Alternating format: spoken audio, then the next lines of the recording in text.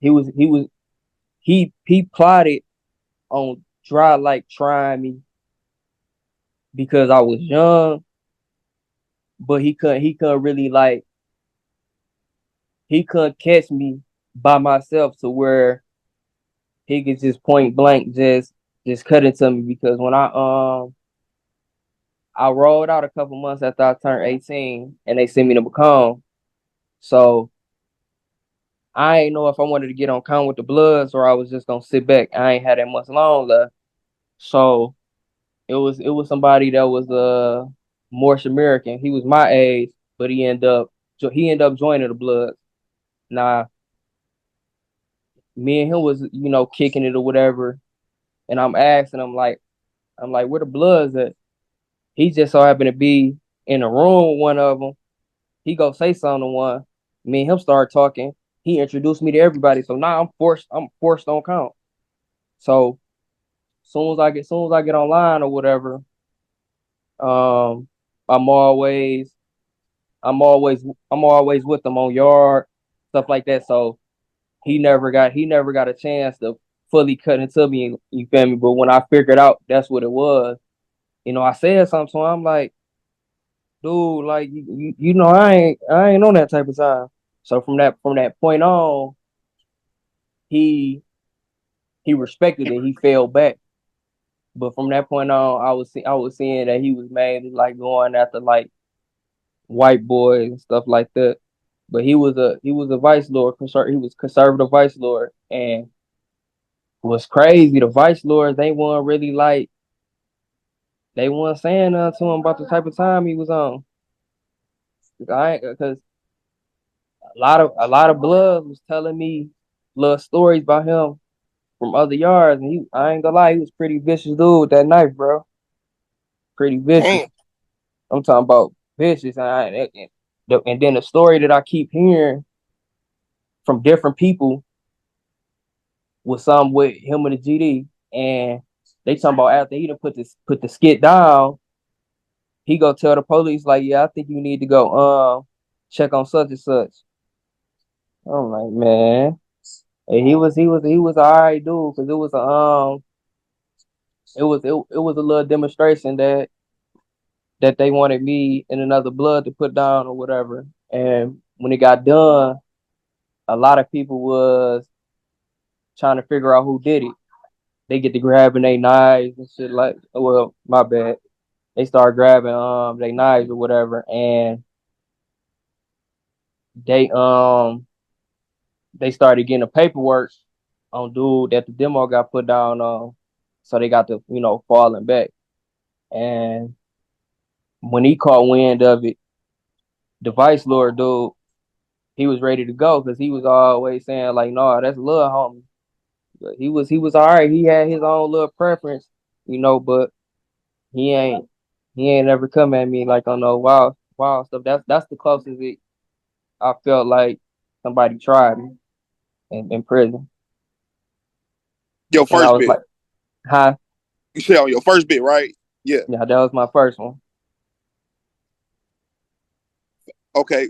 Fast forward. You end up catching a Fed case. You tell me what that was about? Yeah, now see, look, I don't really mind speaking on it because me and my co-defendants, we are guilty, and like what I can say about like federal charges, bro, it's like it's way different than the state, and you gotta be really like careful with language and like words when you dealing with that court system because I ain't gonna lie, they not playing that rest stuff in the feds. It depends on where you at, but like for the most part, all them yards they on paperwork, especially if you from Michigan, or if you on a gang time or whatever. They not playing that. So with the federal charges, they stem from brawling, gang banging or whatever. It was a it was a it was a little situation that took place, and you read a little bit about my case, but if what I can say that said on like the news, Google, and like the little case text, you know my homie, he pled guilty to the scenario at him believing that the ATF was the people that we was, beefing with or whatever.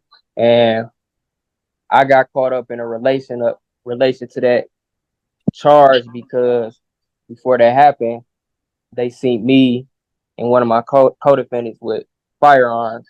So after the whole situation took place, they had no proof that I was in the car. You see what I'm saying? So What was the situation, bro? It's online. what you say? What was the situation? It's online. What you talking about, the first one, or are you talking about the ATF?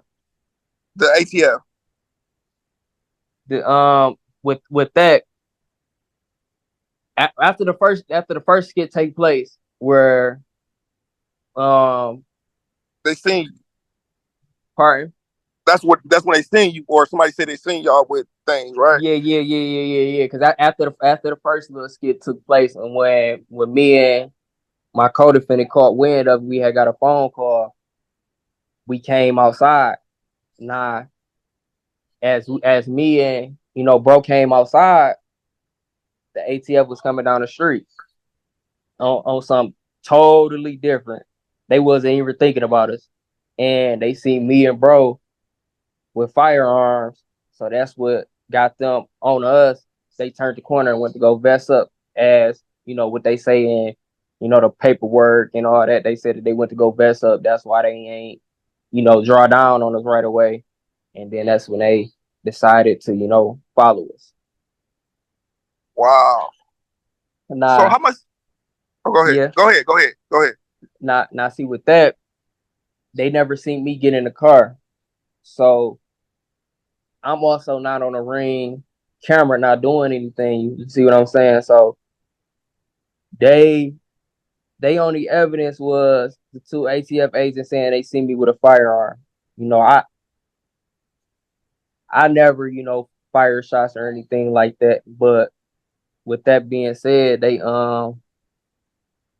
I was a person of interest until they got, ring camera footage, and they did a big investigation. And what's crazy, they came on us pretty hard because they had they had, they had homicide investigating us, and then ain't nobody died. Like, I was confused with that. Yup. Get your instant loan with Moneyline using my promo code. Get your instant loan with Moneyline using my promo code. And once you sign up for direct deposit, we both get a bonus. It's anywhere from $50 to $150 depending on the time of the month, day, so on and so forth. You're not a hustler, you keep getting in front of, you just can't flip it. You ain't really got a UP Diddy, you be remixing. Oh, where you just got a new Glock? That's a free biscuit. Petty Tupac know what's up, he know on the mill tick.